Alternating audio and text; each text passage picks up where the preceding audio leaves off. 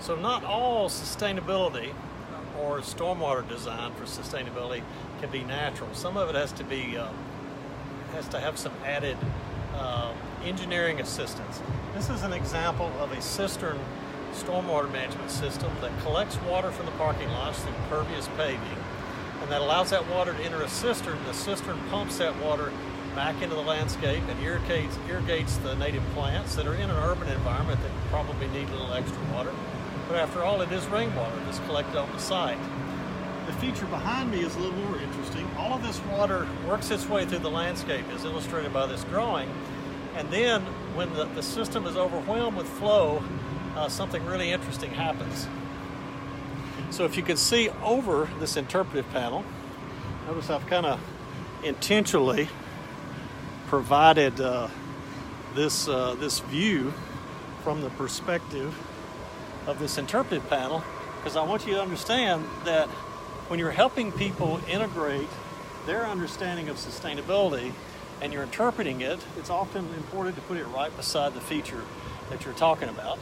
Notice the large storm drain coming out of the middle of the structure. Let me see if I can move the video camera a little further down here so you can see some of the pipe that's obstructed by that little baby sycamore tree that's finding its way into the crack of those rocks. You'll notice those gabion wire baskets. That's a native limestone material that's been put inside of wire baskets that are engineered to hold the weight of that rock, and that has become a natural pervious retaining wall for that bank that allows water to seep out of the bank just like it would in a natural riparian zone, because there are hillsides all around us here that are porous, that are collecting stormwater, and that are working their way down to the groundwater down here. And eventually they'll pop out of the side of the banks at different spots and find their way back to the lowest part of the landscape, a river or a stream. But notice as that water enters this pool, it also has to have a way to get out. And so this system is designed to have a certain carrying capacity.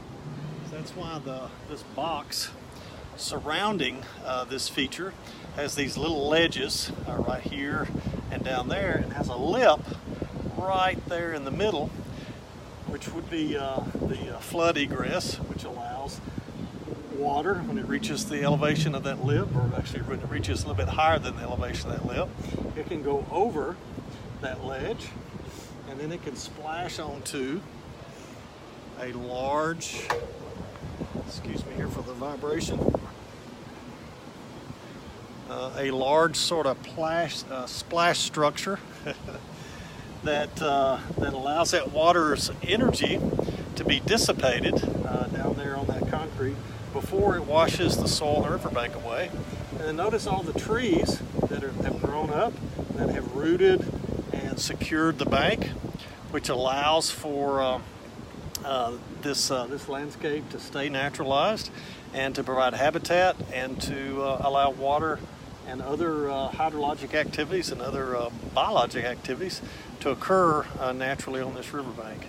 It's very interesting integration of nature and engineering, and even a little bit of history about the barge business. This was actually a site where barges would be either dropped in the water or craned up from the river to have further work done on them. But as you can see, even behind me here, they've done a wonderful job restoring the forested nature of this riparian buffer.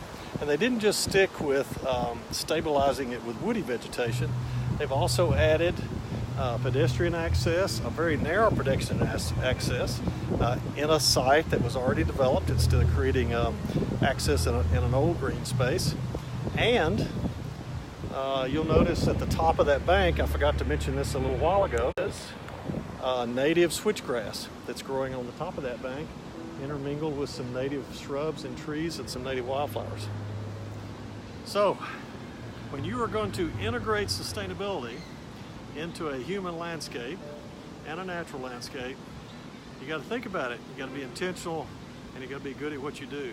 So, a lot of what you're learning now are all the parameters and all the opportunities. You're going to have to study a lot more detail about how to pull this off successfully. in your electives and in your professional credentialing and in whatever other specializations that you're going to need to be successful in the world of professional sustainability.